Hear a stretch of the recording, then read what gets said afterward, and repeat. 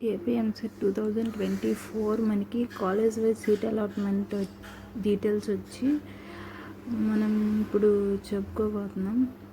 College wise seat allotment అని ఇక్కడ కనపడుతుంది కదా, దాని మీద క్లిక్ చేస్తే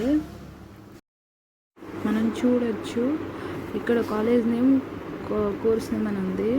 కాలేజ్ నేమ్ సెలెక్ట్ చేస్తే ఇక్కడ మనకి లిస్ట్ ఆఫ్ కాలేజెస్ వస్తాయి. ఫర్ ఎగ్జాంపుల్ ఇప్పుడు మనం ఒక కాలేజ్ సెలెక్ట్ చేద్దాం. సపోజ్ ఇక్కడ చాలా కాలేజెస్ ఉంటాయి ఆల్ఫాబెటిక్ ఆర్డర్లో, ఏ నుంచి పలానా కాలేజ్ లెటర్, స్టార్టింగ్ లెటర్ వరకు. సపోజ్ ఇప్పుడు మనం వివిఐటి చూద్దాం. ఎక్కడ ఉంది వివిఐటి? ఎండింగ్లో ఉన్నట్టుంది.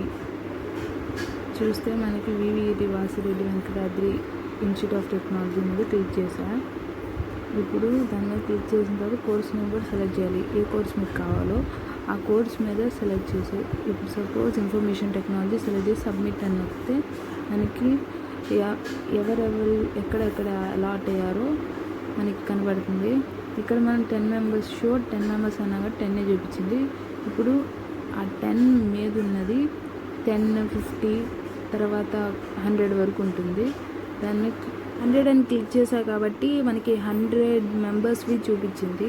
ఇక్కడ కింద షోయింగ్ 1 to 100 of 142 ఎంట్రీస్ అని ఉంది. అంటే వేరే కాలేజ్ ర్యాండమ్గా సెలెక్ట్ చేసి, ర్యాండమ్గా కోర్స్ సెలెక్ట్ చేసి సబ్మిట్ నొక్కితే మనకి ఇలా మళ్ళీ లిస్ట్ ఆఫ్ కాలేజెస్ వస్తాయి. ఆ ర్యాంక్ బట్టి మనం చూసుకోవచ్చు అక్కడ జాయిన్ అవ్వచ్చా లేదా అని. ఆ కట్ ఆఫ్ ర్యాంక్ అంటే జాయిన్ అయిన కట్ ఆఫ్ ర్యాంక్స్ ఉన్నాయి, చూస్తున్నాం కదా, ర్యాంక్, అప్లికెంట్ నేమ్. కాబట్టి దాన్ని బట్టి మనం సెకండ్ కౌన్సిలింగ్లో పెట్టుకోవడానికి ఇది ఒక ఛాన్స్ ఉంటుంది. అక్కడ షోయింగ్ 1 to 10 ఎంట్రీస్ అని ఉంది కదా, దాన్ని బట్టి మనం చూసుకోవచ్చు.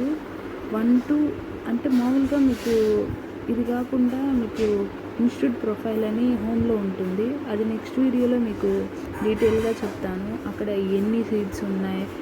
ఇక్కడ 1 to 10 చూపిస్తుంది, అంటే 10 మెంబర్స్ మాత్రమే ఎంట్రీ ఇచ్చారని అర్థం.